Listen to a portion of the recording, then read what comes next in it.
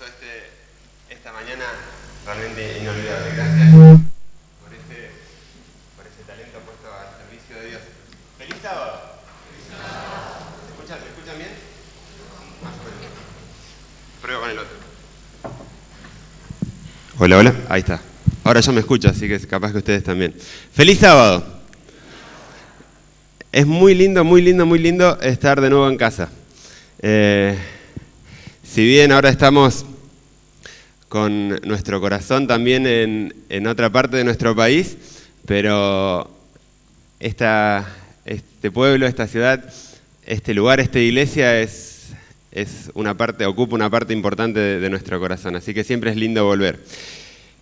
Pero no quiero empezar sin que nos hagan sentir en casa completamente, así que vamos a ponernos de pie, vamos a darnos un abrazo con el que está al lado, con el que está atrás.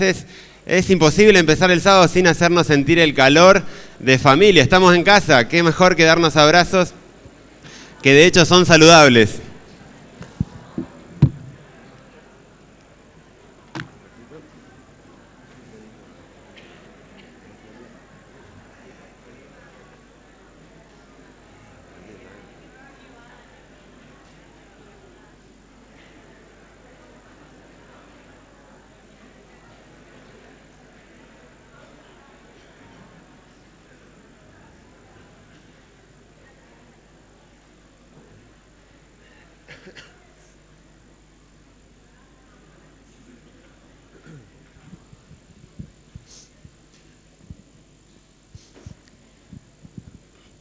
Ahora sí,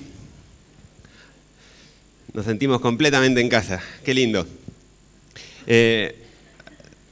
No podemos tampoco empezar sin agradecerles a cada uno y a la comisión del Departamento de Salud y Temperancia de la Iglesia, a todo el equipo que estuvo trabajando para que pudiéramos estar con nosotros, para que pudiéramos estar con ustedes y realmente hacernos sentir muy cómodos. Fue lindo poder compartir esta semana, así que gracias a todos por su cariño, por su tiempo, por haber estado con nosotros. Gracias también por los regalitos. Estuvimos hablando del agua, así que qué mejor que ponerlo en práctica, ¿no? Teniendo una botellita para tomar agua, así que muchísimas gracias por todo lo que han hecho. Realmente fue un privilegio, una alegría. Hemos aprendido mucho también junto a todas las personas que estuvieron asistiendo cada noche, así que nos vamos ya mañana de vuelta para Mendoza con el corazón lleno. Así que les agradecemos a cada uno por eso. Les pregunto, ¿a cuánto le gustan las montañas? ¿Puedo ver las manos? Creo que a todos de alguna u otra forma nos gustan las montañas. Son imponentes, son apasionantes.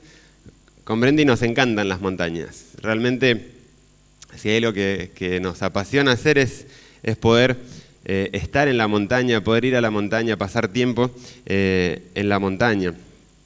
Y algo que, no sé, en particular me pasa es que cada vez que voy, por más que vaya al mismo lugar, es como que la montaña siempre te sorprende con algo. Siempre hay algo nuevo, algo distinto que la vez anterior no habías visto y que no deja de asombrarte. Así que realmente las montañas son hermosas. Te sentís tan chiquitito, ¿no? Cuando estás ahí entre medio de tantas rocas. Te sentís tan insignificante, es como que de alguna forma dimensionás lo chiquitito que somos y lo grande que es Dios, ¿no? Que es más grande que cualquiera de esas montañas. Él fue el que las creó. Realmente Dios es grande y poderoso y las montañas son un reflejo de eso, ¿sí? El lugar a donde Dios nos llevó, con Brendy, tiene montañas. Dios sabía nuestros gustos y también fue bondadoso con eso porque nos permitió estar en un lugar donde hay montañas que tanto nos gustan, ¿sí? Anoche Brendy decía, ¿no?, que el Señor conoce nuestros gustos y compartíamos cómo Él nos llama para su obra, pero también respeta qué es lo que nos gusta, qué es lo que nos apasiona hacer. Así que Él nos llevó ahí a una zona de montañas, ¿sí? Y algunas de las montañas de las que tenemos cerca, yo sé que de día es difícil y las fotos tampoco hacen mucha justicia, pero esto es cerquita de donde vivimos. Estas luces no se pueden apagar, ¿no? Si no es complicado, capaz que se ve un poquito mejor. de todas formas tienen que venir allá a visitarnos y ver el lugar en vivo y en directo. Es muy distinto, no hay comparación. Pero esto es cerquita de donde vivimos, a unos minutos, y es lo que se llama el Cañón del Atuel. Tal vez alguno conoció ese lugar. El río Atuel va pasando entre unas montañas y va formando un cañón hermoso.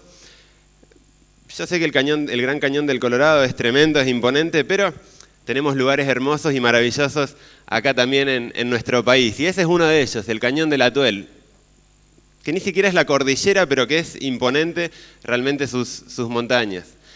Esto es cerca también, pero ya yendo como hacia Chile, metiéndonos en la cordillera, es lo que se llama el Paso Pehuenche, que es lo que conecta la zona de Malargüe, ahí cerquita de San Rafael en Mendoza, con Talca, el lado de Chile, y cuando uno va, realmente uno se siente insignificante, porque no alcanzás en la foto a dimensionar lo imponente que son esas paredes de roca que se elevan y parece como que no tuvieran fin.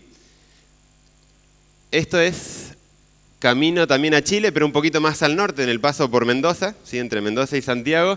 Uno ahí se va metiendo y cada vez las montañas más grandes, más imponentes. Y esto también es en el mismo camino, ¿sí? Pero ya ahora en invierno con las montañas llenas de nieve. La verdad que la montaña es maravillosa, es apasionante. Y hoy vamos a reflexionar en una historia que tiene que ver con montañas. ¿Sí? Tiene que ver con montañas. Y por eso quiero que reflexionemos y vayamos con en nuestras Biblias.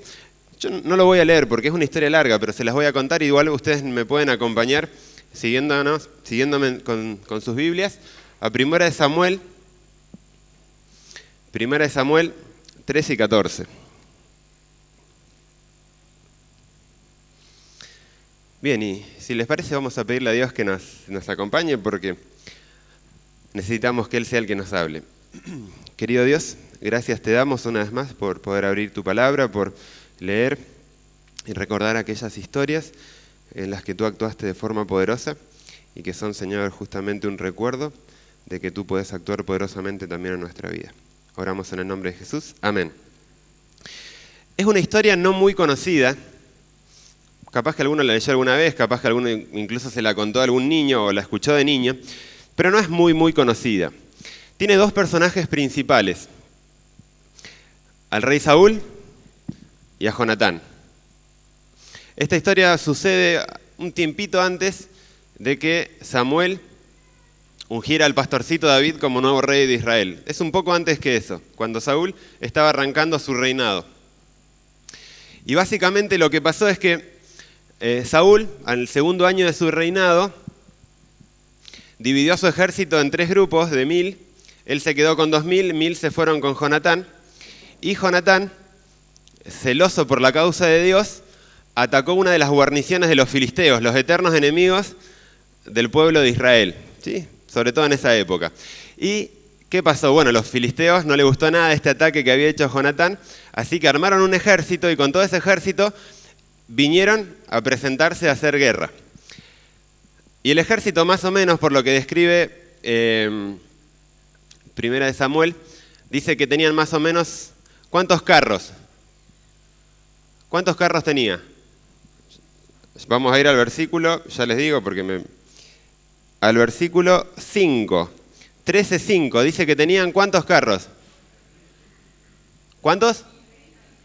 30.000 carros. ¿Cuántos hombres de a caballo? 6.000. ¿Y cuántos soldados de a pie? No da un número porque dice que no se los podía contar. Con ese ejército se plantean los filisteos. ¿Y cuántos dijimos que habían tenido el pueblo de Israel que Saúl había hecho? Había dividido 3.000, 2.000 para él, 1.000 para Jonatán. Así que ya de entrada, desde el vamos, la pelea se plantea desigual, ¿no? ¿Y qué pasa? Cuando ven esta situación, la mayoría del pueblo de Israel, junto con su rey Saúl, dice, no, esto se complicó todo, rajemos, y se esparcen. Algunos abandonan, algunos se meten en cuevas, entre las rocas, hasta en cisternas se meten. Otros cruzan el río Jordán para irse a una tierra más segura. Y es muy interesante porque la historia dice que el pueblo seguía a Saúl temblando Tal era la situación del pueblo, tal era el temor que tenían, que estaban detrás de su rey, que era el estandarte que ellos tenían, que lo seguían temblando. Humanamente no es para menos, ¿no? Siendo que decís, tenés 3.000 personas para defenderte contra incontables, no es pareja la pelea. Pero es muy interesante, hay otro punto. No solamente que eran 3.000, que ahora ya igual muchos habían abandonado, sino que en Israel no había espada. No había persona que tuviera espada. Los únicos dos eran Saúl y Jonatán. El resto no tenía espada. ¿Por qué?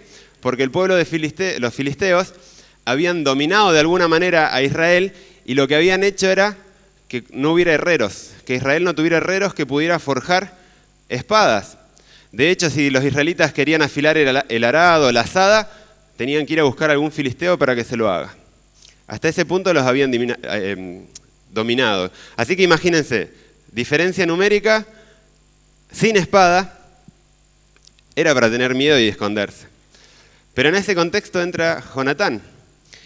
Y Jonatán, a diferencia de su papá, entendía que eran el pueblo que Dios había llamado, que Dios había escogido, y que tenían una misión.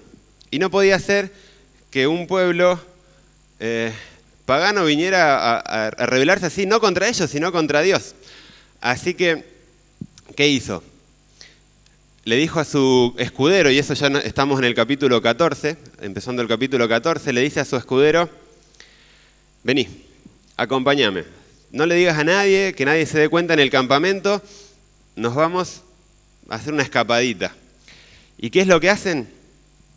Le dice Jonatán, vamos a atacar a estos incircuncisos, como leíamos en el texto de hoy. Vamos a atacar a los filisteos. Y a mí me llama mucho la atención, porque mientras que Saúl con todo su ejército, que eran poquitos, estaban temblando, Jonatán con su escudero, solo 2, plantean ir a atacar al ejército de los filisteos.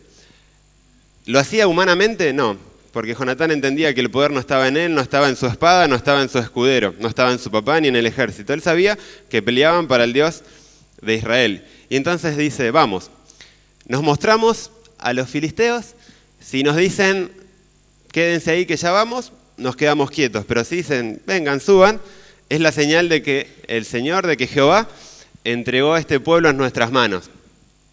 Así que se presentan, y algo que le dice Jonatán que me encanta, dice, Jehová, Dios, puede salvar con muchos o con pocos. Él es el que da la victoria. Y bueno, ahí se presentan, están en el valle, y los filisteos lo ven, ¿y qué le dicen? Ah, mirá, los israelitas empezaban a salir de las cuevitas, ¿no? Y me imagino que un poco despectivos los habrán empezado a gritar cosas, así que le dicen, muchachos, vengan que le contamos una cosita, ¿no? Como irónicamente diciendo, vengan que les vamos a dar una lección. Y ahí Jonatán y su escudero entendieron que Dios les estaba dando ya la victoria. Y acá hay otro punto interesante y es donde entra en juego la montaña. Porque no es que los filisteos estaban en un lugar accesible, fácil de llegar, sino que estaban sobre un acantilado por el que había 2 formas de llegar desde donde estaba Jonatán y su escudero. Uno era lo que le decían la cara sur, por decirlo así, que era la forma más accesible y menos complicada de llegar. Y por otro lado estaba la cara norte, hacia Micmas, que era realmente un acantilado rocoso, escabroso, muy difícil de llegar.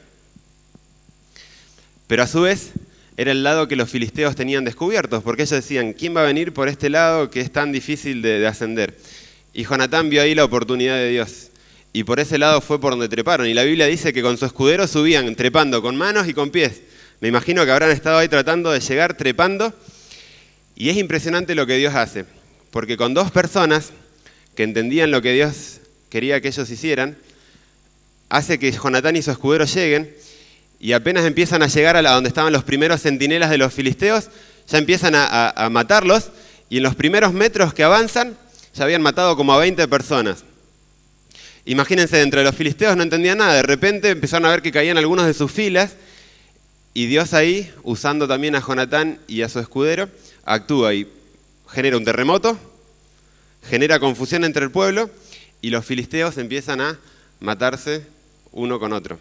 ¿sí? No solo ahí en el fuerte donde estaban, sino también los que habían salido a patrullar empiezan a desesperarse y empiezan a atacarse entre ellos. Y Saúl, mientras estaba allá escondido, alguno de los centinelas le dice, no sé qué pasa, rey, pero entre los filisteos hay un lío bárbaro, hay ruido de guerra, se están disminuyendo sus filas, están matándose. Saúl cuenta cuántas personas había entre ellos, quién faltaba y quién faltaba, bueno, Jonatán y su escudero. Así que él dice, listo, vamos a pelear, y ahí entonces van a la batalla, y la historia sigue, y ahí la vamos a dejar. Saúl comete sus errores, pero Dios le da la victoria gracias al esfuerzo y la entrega de Jonatán. Es una historia, como les digo, no muy conocida, pero que para mí fue impactante cuando la leíamos y la estudiábamos con Brendy. Y quería resaltar algunos puntos importantes de esta historia.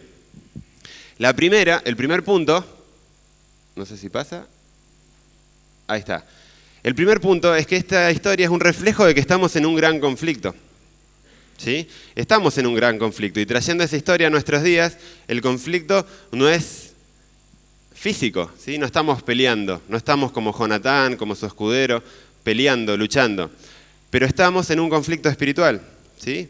Como dice Efesios 6:12, no tenemos lucha contra sangre y carne. ¿Contra quién tenemos lucha? Contra principados, contra potestades, contra el enemigo, ¿sí? Contra Satanás, que quiere hacernos caer, que quiere destruirnos, que quiere lastimar a Dios haciéndonos caer a nosotros. Entonces es importante, primero, entender que estamos en este contexto de guerra, ¿sí? Estamos en un contexto de conflicto.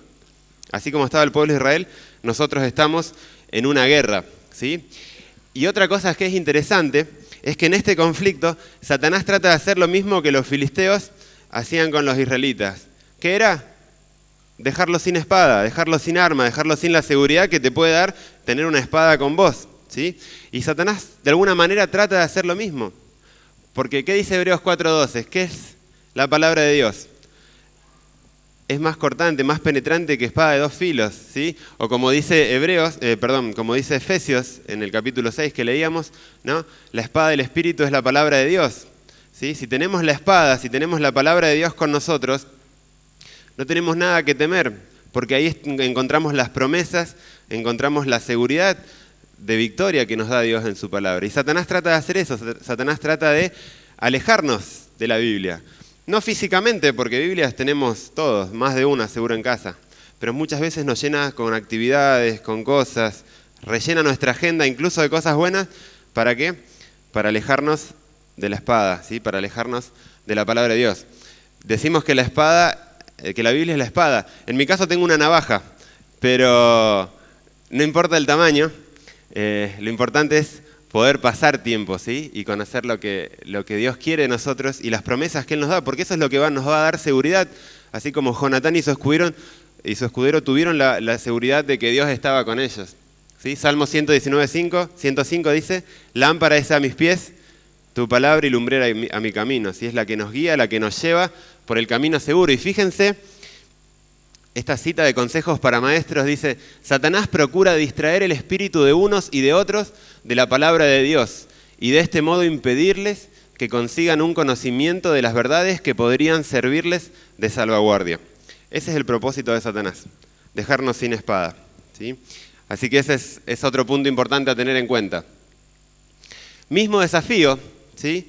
Saúl y Jonatán tenían el mismo desafío por delante. Los filisteos estaban delante de ellos por igual, ¿sí?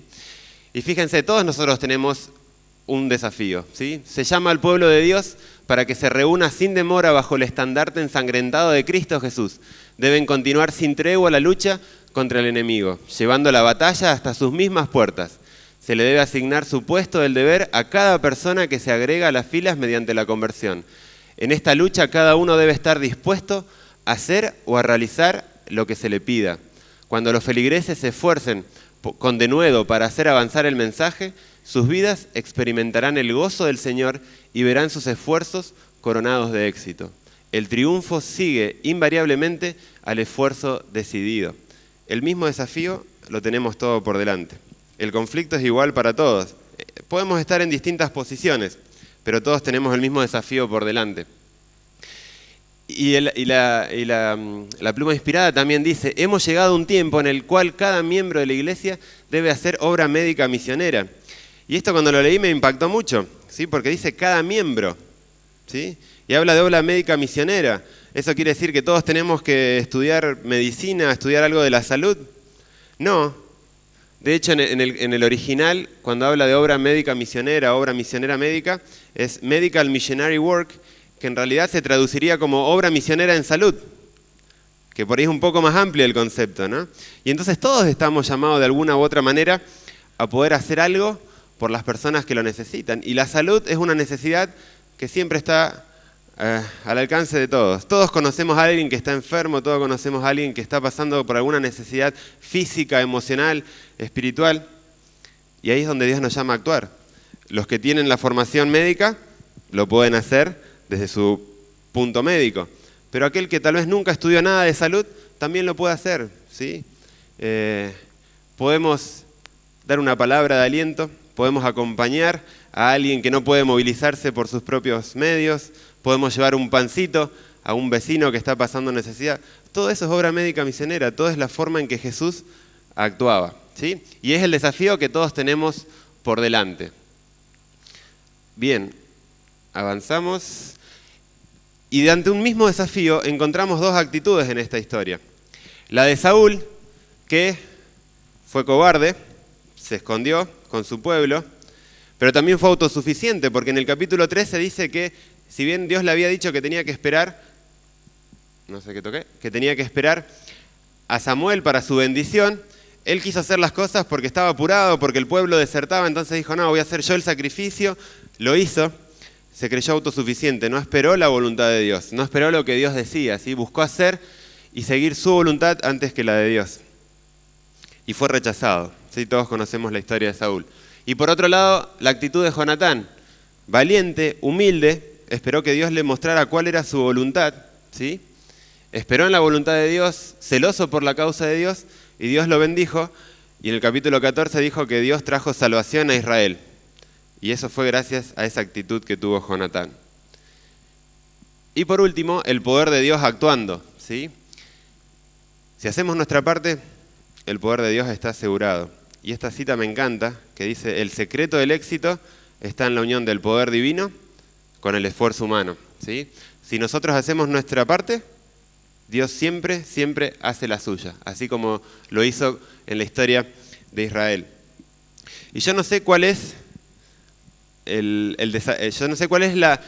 acantilado, la montaña que vos tenés que trepar. Cada uno tiene su acantilado por delante. Un mismo desafío, pero distintas posturas, distintas posiciones. Rápidamente contarles un poquitito de cuál es el desafío que Dios puso delante nuestro. No porque nosotros seamos mejores que nadie, todo lo contrario, pero Dios nos llamó para hacer esta obra y unir fuerzas a la obra que Él está haciendo y está llevando adelante. Y esto es un poquito de lo que estamos haciendo en San Rafael. Anoche les contábamos cómo fue que Dios nos llevó hasta ese lugar, a la propiedad, ahí en San Rafael, pero ahora estamos en el proceso de crear una fundación sin fines de lucro, una reforma pro salud, para justamente poder ayudar a las personas a que puedan vivir mejor, a que tengan una vida más plena, física, emocional, espiritualmente, ¿sí? A través de consejos simples como los que Dios nos dejó. Y esto es un poquito del lugar, que anoche ya mostrábamos algunas imágenes, es un poquito del lugar donde estamos viviendo, donde se está desarrollando esta fundación. Está a 15 kilómetros del centro de San Rafael, en la zona de Rama Caída, y está a 5 minutos de las montañas del río Atuel, ¿sí? Es un lugar muy lindo, que como le digo es mucho más lindo en persona, así que tienen que venir a conocerlo. Pero Dios en su amor nos puso en este lugar, no para que estemos ahí de vacaciones, disfrutando de las cabañitas, disfrutando de la montaña que nos apasiona, sino para que podamos llevar adelante su obra y unir las fuerzas a instituciones como lo son el sanatorio, como son el Centro de Vida Sana, como es la universidad, que están trabajando para que la gente pueda también conocer de este Dios poderoso que actúa. Un poquito del lugar. Y anoche Brendy les contaba que Dios nos permitió conocer a Daniel y Gisela, que son las primeras personas que conocimos en este lugar y a través de los cuales podemos estar hoy ahí. Son los instrumentos que Dios usó para llevarnos. Pero también en este conflicto y en esta batalla, Dios puso otros soldados también para luchar. Y nos pasó que estábamos orando con Brendy desde hacía mucho tiempo para saber, quién era el equipo con el que teníamos que trabajar. Siempre nos preocupaba más eso que cualquier otra cosa, decir, personas que tengan las mismas ganas de trabajar, que tengan el mismo objetivo. Y estábamos orando mucho tiempo por eso. Y un día nos pasó que dijimos, está bueno que oremos por eso, pero también tal vez deberíamos reforzar las oraciones para que aparezca el dinero para la propiedad. Así que nos pusimos a orar, tal vez cambiamos el foco de la oración y la pusimos más en el dinero.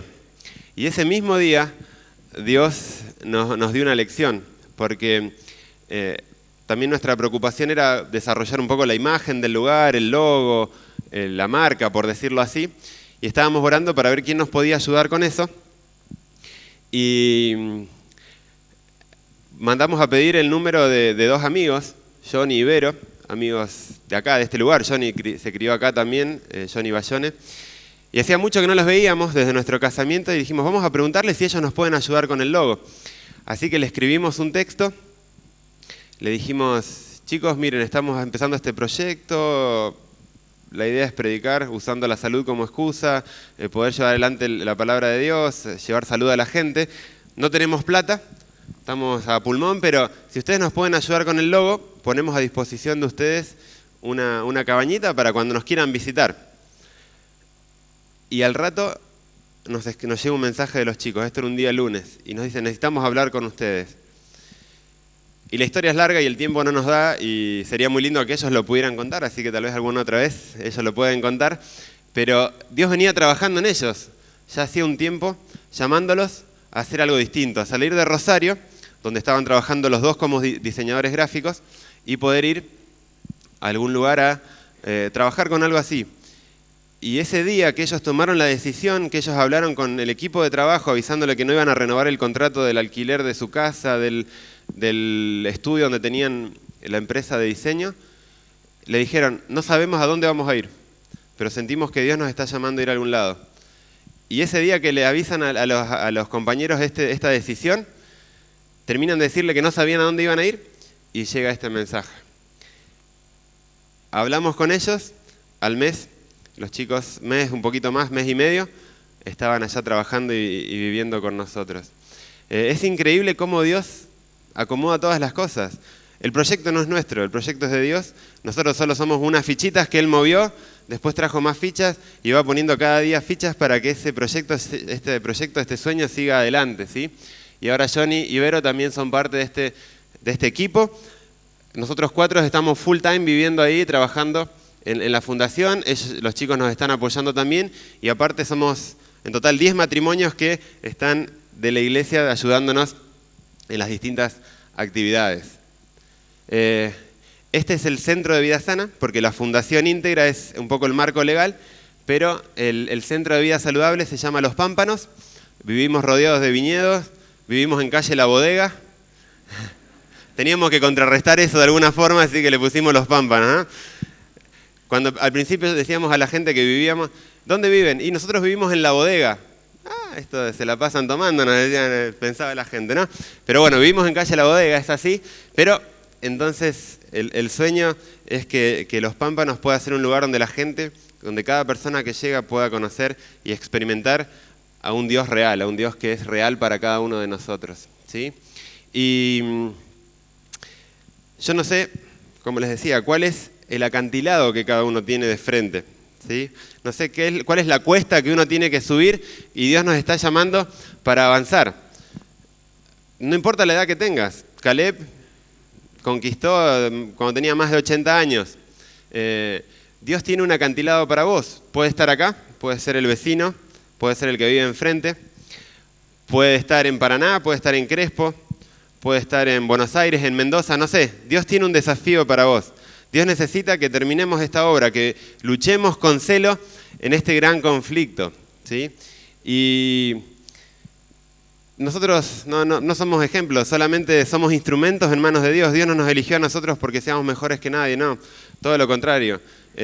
Como les decía, si Dios nos llamó es porque, no sé, Él no llama a los capacitados, sino que capacita a los llamados. Y estamos agradecidos a Dios que nos tuvo en cuenta y que nos está dando esta oportunidad. Y lo que más pedimos es que con humildad Él pueda usarnos para llevar adelante su obra y unir esa fuerza allá en Mendoza a la fuerza que están haciendo ustedes acá, trabajando en las distintas instituciones, para que esta obra se termine y este conflicto ya pronto pueda terminar y podamos ver a Jesús volviendo en las nubes de los cielos. Y quería dejarlos con esta frase que me encantó, porque todos tenemos desafíos. Puede parecer que en este conflicto el mejor lugar lo tenga el enemigo, puede parecer que sea difícil, pero acordémonos que Dios está al control, que Dios es el que pelea nuestra batalla, ¿sí? O sea, la batalla es de Él la pelea y Él ya venció. Así que solo necesita que nosotros, donde nos toque estar, donde nos llame, podamos responder y así como Jonatán y su escudero, avanzar, atacar, sin dudar que Él va a hacer su obra y la va a terminar. Y me encanta esta frase que dice, se honra a Dios cuando sus hijos esperan mucho de Él e intentan grandes cosas para Él. Y eso es lo que Dios necesita, que intentemos grandes cosas para Él. No estamos en un tiempo que podamos perder tiempo en cosas que no tienen sentido. Vivimos en el fin del tiempo del fin y Dios necesita que hagamos grandes cosas para Él. Para que esta obra se termine, para que el conflicto se termine y para que muy pronto podamos ver el desenlace de esta batalla. Así que los invito, hermanos, para que donde estén, donde Dios los haya puesto, puedan intentar grandes cosas para Él, esperando mucho de Él. Que Dios los bendiga, que ese sea el deseo de cada uno y que muy pronto podamos estar juntos, pero ya viendo a Jesús volver, con la satisfacción de que Él luchó nuestra batalla y que nosotros fuimos soldados, instrumentos en sus manos. Que Dios los bendiga.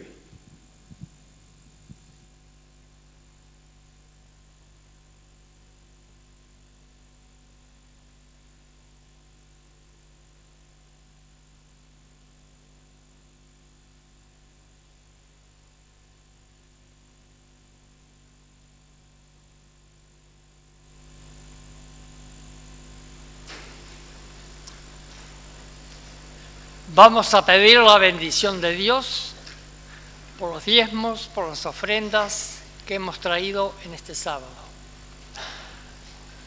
Nuestro bendito Padre, que moras en las alturas de los cielos, cuán agradecidos estamos a ti en este hermoso día que nos concediste. Gracias por estas horas sagradas de tu día sábado. Gracias porque hemos podido venir a tu casa y escuchar de tu palabra, la cual nos edifica y nos ayuda en este tiempo del fin a prepararnos para el pronto regreso de Jesús. Pedimos que en este momento, Señor, bendigas los diezmos y las ofrendas que vamos a recoger, que bendigas a los dadores alegres y que podamos, Señor,